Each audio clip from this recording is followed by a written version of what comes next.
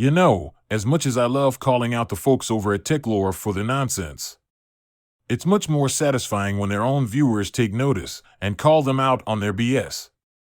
Especially when Nate or Henry comment on topics that are clearly out of their depth.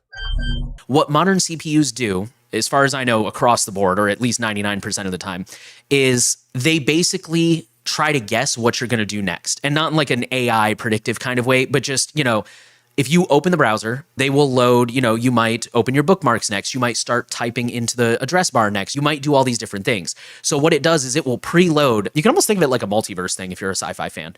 It will preload all these different potential things you might do.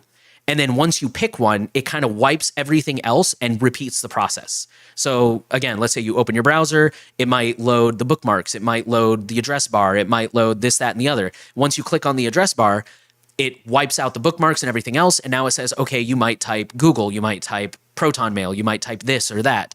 And then once you start typing Proton, it wipes everything else and rinse and repeat. And it does this all in like nanoseconds or milliseconds. So you never see it. And that's actually one of the reasons that devices are so much faster these days, is because they're constantly doing this speculative thing. Sorry, but that's the worst description of speculative execution I have ever heard.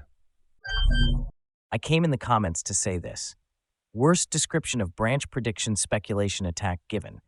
Basically, if and when a new security breach is discovered at processor level.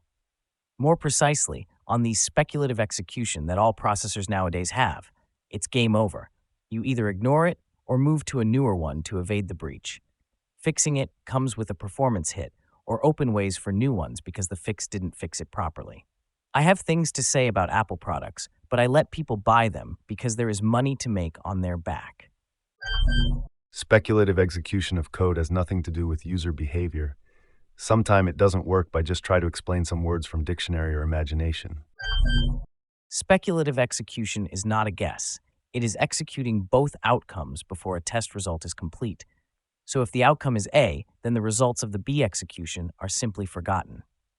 Side-channel attacks are almost always never practical in the wild, but they do make for great clickbait.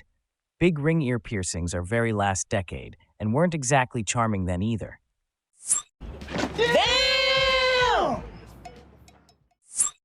Perhaps next time Nate will do proper research before commenting on something he clearly knows nothing about.